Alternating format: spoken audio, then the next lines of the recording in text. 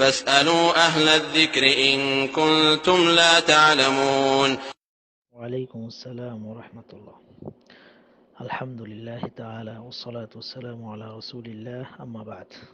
শহীদিন শিখি 15 নং গ্রুপে 5424 ডিজিট থেকে এক মোহতারাম ভাই জানতে চেয়েছেন আকিকা দেওয়া কি ফরজ এবং এটি কিভাবে আকিকা দিতে হবে, কি কোন পদ্ধতিতে আকিকা দিব সে বিষয়টি জানিয়ে উপকৃত করবেন। মোহতারামকে অসংখ্য ধন্যবাদ। জাযাকাল্লাহু খায়রাল জাযা ওয়া বারাকাল্লাহু ফিক।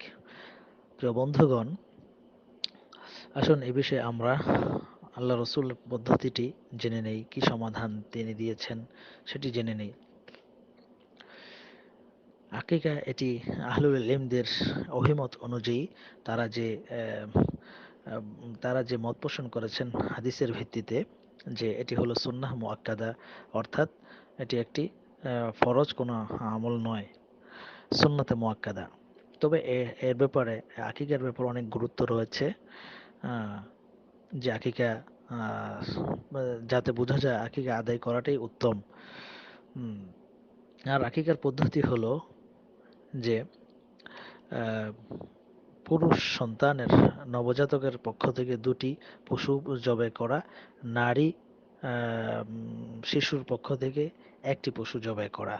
এমন আল্লাহ রসুল সাল্লাল্লাহু আলাইহি সাল্লাম নির্দেশ দিয়েছেন আইয়া উক্কা আনিল গোলামি শাতান, যে গোলাম উম, নবজাতকের, অর্থাৎ পুরুষ নবজাতকের পক্ষ থেকে দুটি দুটি খাসি জবাই করা, ওয়ানিল জারিয়াতি সাত, এবং শিশু মহিলা শিশুর পক্ষ থেকে একটি,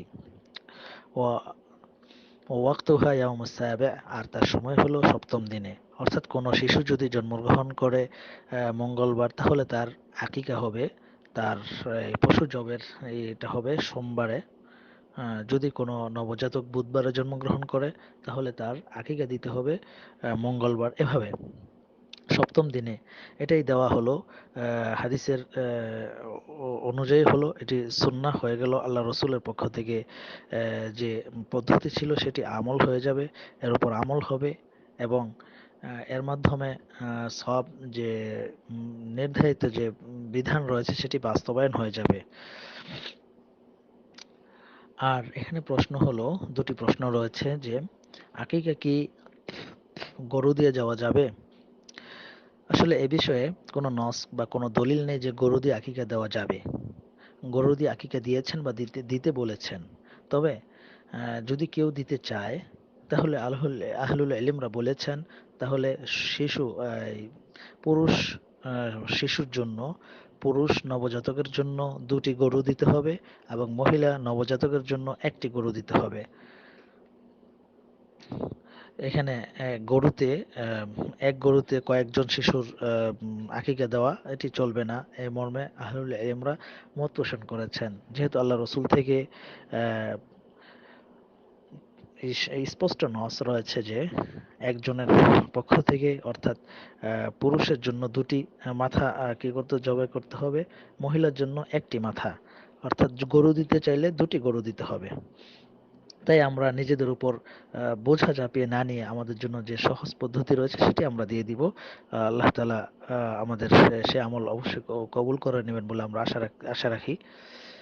আর দ্বিতীয় যে বিষয়টি হলো, সপ্তম দিনে যদি কেউ না দিতে পারে, তাহলে তার কি করণীয়? সে কি 21 তম দিনে অথবা 14তম দিনে দিতে পারবে কি?